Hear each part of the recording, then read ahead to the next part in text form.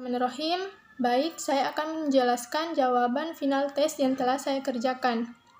Di mana pada nomor 1 diminta buat laporan rekonsiliasi yang menunjukkan saldo yang benar disertai jurnal yang diperlukan.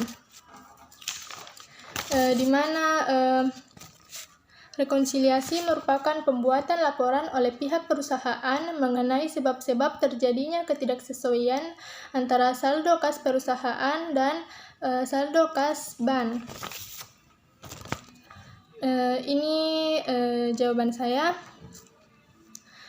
Di soal telah diketahui bahwa nilai sisa pada perusahaan yaitu 3.294.210 dan nilai sisa pada bank yaitu 5.388.480. Data yang diperlukan untuk rekonsiliasi yaitu yang pertama, setoran tanggal 30 Januari 1.591.630 belum tampak pada laporan bank.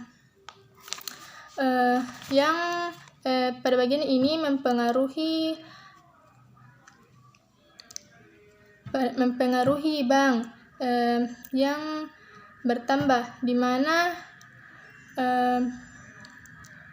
dicatat di bank ditambah ditulis setoran dalam perjalanan senilai 1.591.630. Lalu yang kedua yaitu bank salah mencatat beban atas cek sebesar 100.000 yang ditulis oleh perusahaan Buana Agung ke dalam rekening koran perusahaan Buana, di mana pada bagian itu mempengaruhi bank yang ditulis ditambah kesalahan catat sebesar 100.000. Di bagian yang ketiga yaitu cek-cek yang telah dikeluarkan perusahaan di akhir Januari tapi belum dibayarkan oleh bank sebesar 1.350.140, di mana ini mempengaruhi di bagian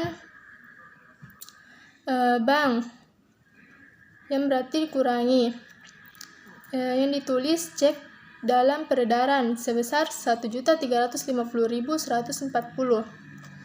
Lalu bagian keempat, bank menagih untuk kepentingan perusahaan sebuah wesel tagih sebesar 2.114.000. Penerimaan kas ini belum dicatat dalam jurnal penerimaan kas. Pada bagian ini mempengaruhi perusahaan yang dicatat di penambahan sebagai penagihan wesel sebesar 2.114.000. Selanjutnya, laporan bank menunjukkan pendapatan bunga sebesar 28.010 yang telah dibayarkan oleh bank ke dalam nilai sisa kas perusahaan, di mana bagian ini mempengaruhi perusahaan yang dicatat di penambahan pendapatan bunga sebesar 28.010. Selanjutnya, kesalahan pencatatan oleh perusahaan di mana cek nomor 333 sebesar 150.000 untuk membayar biaya iklan dicatat dalam jurnal pengeluaran kas sebesar 510.000. Di mana pada bagian ini akan mempengaruhi perusahaan yang dicatat di penambahan itu kesalahan pencatatan sebesar 360.000. Selanjutnya, beban pelayanan bank untuk bulan itu adalah sebesar 14.250, yang dimana pada bagian ini mempengaruhi perusahaan, di mana akan dicatat di pengurangan yaitu beban pelayanan sebesar 14.250.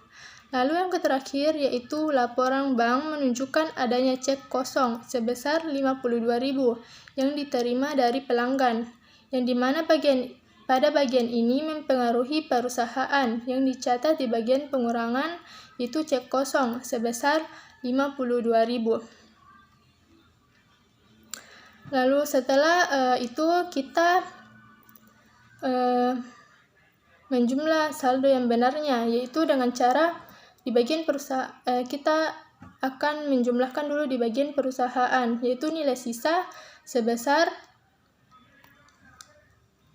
sebesar 3.294.210 ditambah total penambahan sebesar 2.502.10, kemudian dikurangi dengan total pengurangan sebesar 66.250, sehingga menghasilkan saldo yang benar yaitu 5.729.970. Lalu di bank, nilai sisa yang sebesar 5.388.450 ditambah dengan total penambahan 1.691.630, lalu dikurangi dengan total pengurangan sebesar 1.350.140, sehingga didapat total saldo yang benar yaitu 5.729.970,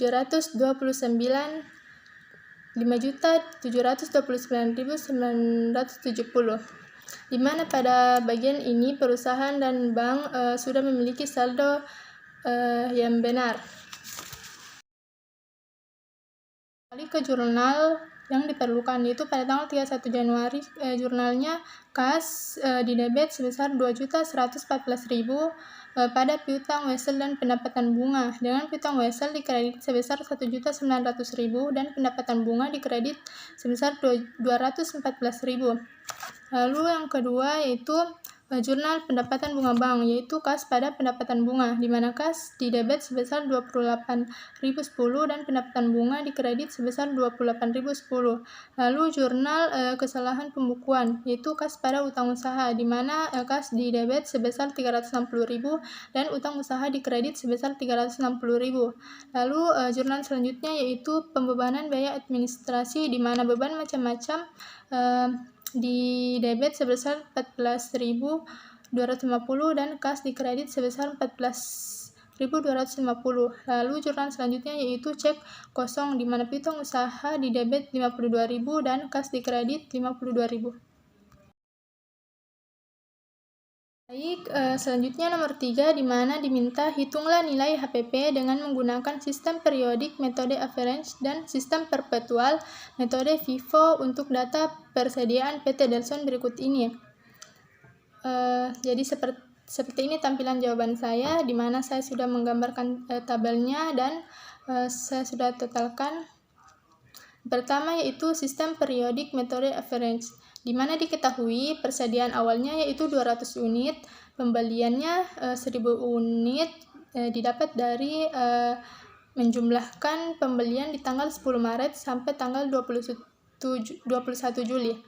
Lalu diketahui barang siap jual yaitu persediaan awal ditambah dengan pembelian sehingga memperoleh 1.200 unit.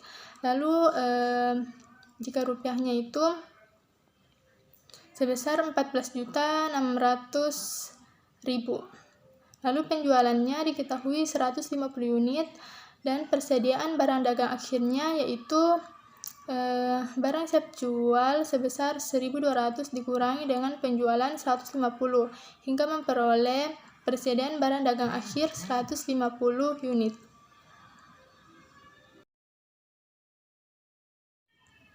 Lalu harga pokok per unitnya, yaitu barang siap jual per unit siap jual, di mana barang siap jual yaitu 14.600.000 dibagi 1.200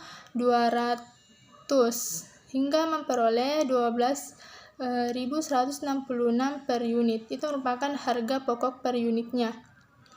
Lalu persediaan barang dagang akhirnya yaitu 150 unit dikali dengan harga per unitnya yaitu 12.166.000 hingga memperoleh persediaan barang dagang akhir yaitu sebesar 12.775.000. Lalu HPP-nya itu rumusnya barang siap jual dikurang dengan persediaan barang dagang akhir, di mana 14.600.000 dikurang dengan 12.775.000 memperoleh HPP sebesar 1.825.000. Baiklah, sekarang kita beralih ke sistem perpetual metode FIFO, di mana FIFO itu artinya first in, first out, di mana artinya pertama masuk, pertama juga keluar. Maksudnya persediaan yang pertama masuk, maka pertama juga dijual. Langsung saja. Pada tanggal 4 Januari persediaan awal, berarti kita tulis di bagian kolom persediaan, yaitu unitnya 200, harganya 8.000, lalu total harganya 1.600.000, yaitu hasil kali dari 200 kali 8.000. Lalu pada tanggal 10 Maret terjadi pembelian,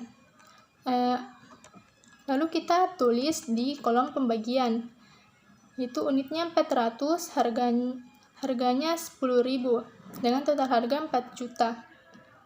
Lalu persediaannya itu kita tulis persediaan awal, lalu persediaan yang masuk, yang baru dibeli.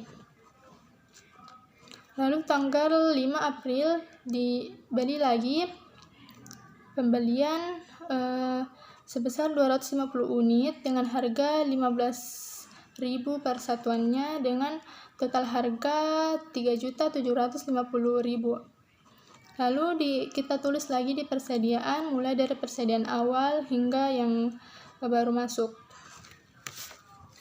Lalu pada tanggal 21 Juli terjadi lagi pembelian, yaitu sebesar 350 unit dengan harga 15.000 per unitnya dengan total harga yaitu 5.250.000. Lalu di persediaan kita tulis lagi mulai dari persediaan awalnya hingga persediaan sampai terakhir dibeli. Lalu tanggal 5 Oktober terjadi penjualan sebesar 150.000 unit. Nah, karena ini menggunakan metode FIFO, yang berarti masuk pertama keluar pertama, maka kita akan menjual unit persediaan yang pertama masuk, di mana yang pertama masuk yaitu yang di atas itu 200 unit dengan harga 8.000. Karena itu yang pertama masuk, maka itu juga yang pertama keluar. Maka kita ambil yang itu sebesar 150 dengan harga 8.000. Lalu kita kali 150 dikali 8.000 hingga memperoleh 1.200.000. Lalu kita tulis di persediaannya. Nah, karena tadi 200 sudah dijual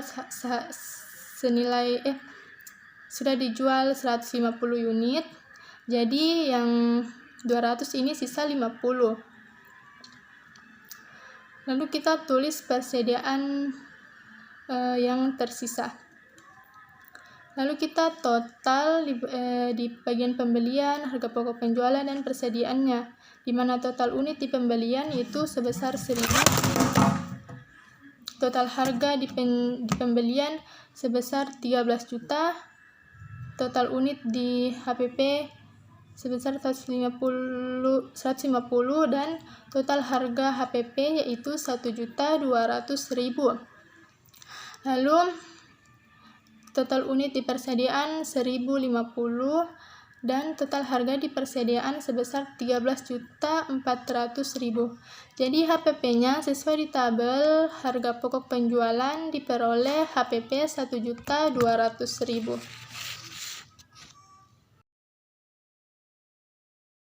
Sekarang saya berlanjut ke nomor selanjutnya, yaitu nomor 4, di mana soalnya pada tanggal 1 Maret 2007 PT Antam Jaya telah membeli mesin pembajak dengan harga perolehan sebesar 54 juta. Mesin tersebut diperkirakan memiliki masa umur manfaat selama 5 tahun dengan nilai residu sebesar 18 juta.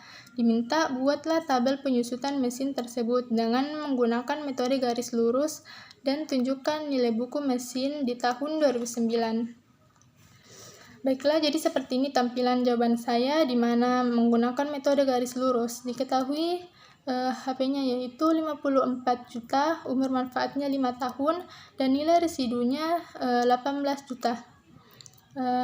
Baik, kita akan beralih ke perhitungan penyusutan. Di tahun 2007, karena kita di sini mulai dari tanggal 1 Maret, maka kita akan hitung Maret ke Desember itu ada 10 bulan. Jadi kita hitung 10 bulan per 12 dikali 54 juta dikurang 18 juta per 5 tahun. Diperoleh 10 per 12 dikali 7.200.000 dan memperoleh nilai penyusutan 2007 yaitu sebesar 6 juta. Lalu di tahun 2008 itu full 12 bulan, karena tadi sudah sampai Desember, jadi memulai dari Januari ke Desember lagi, sehingga full 12 bulan. Dengan rumus yang sama, yaitu HP-nya 54 juta dikurangi dengan nilai residunya 18 juta dibagi dengan umur manfaatnya 5 tahun, hingga memperoleh 7.200.000. Sama halnya dengan 2009, 2010, dan 2011, yaitu nilai penyusutannya itu 7.200.000 karena masih full 12 bulan. Lalu di tahun 2012 itu tinggal 2 bulan karena masa manfaatnya hanya 5 tahun. Yang diambil dari 2008, 2009, 10, 11, 12. 2007 tidak diambil karena hanya 10 bulan. Jadi pada tahun 2012 hanya 2 bulan, yaitu dengan rumus 2 per 12 dikali 54 juta dikurang 18.000 per 5. Yaitu 2 per 12 dikali 7.200.000, maka memperoleh nilai penyusutan pada tahun 2012 sebesar 1.200.000. Beralih ke tabel penyusutan, di mana pada tabel ini ada tahun penyusutan, akumulasi penyusutan, dan nilai buku. Tahunnya ada tahun 2007, 2008, 2009, 2010, 2011, dan 2012. Di mana penyusutannya kita tinggal memasukkan yang sudah tadi kita hitung di atas. Lalu akumulasi penyusutannya pada tahun 2007 yaitu 6 juta dan nilai bukunya 48 juta. Itu diperoleh dari harga perolehannya yang sebesar 54 juta dikurang dengan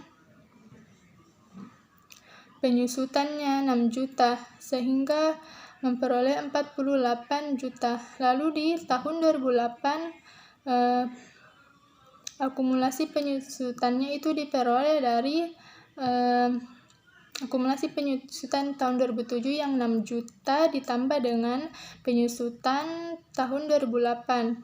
Jadi 6 juta ditambah 7.200.000 memperoleh akumulasi penyusutan di tahun 2008 sebesar 13.200.000. Lalu nilai buku 2008 yaitu 40.800.000. Diperoleh dari nilai buku 2007 yang sebesar 48 juta dikurang dengan penyusutan 2008 yang sebesar 7.200.000 sehingga memperoleh nilai buku tahun 2008 40.800.000. Begitupun seterusnya. Nah, ditanyakan di sini tabel penyusutan mesin tersebut dengan menggunakan metode garis lurus. Nah, ini sudah ada tabelnya dan tunjukkan nilai buku mesin di tahun 2009. Jadi nilai buku mesin di tahun 2009 yaitu sebesar 33.600.000 diperoleh dari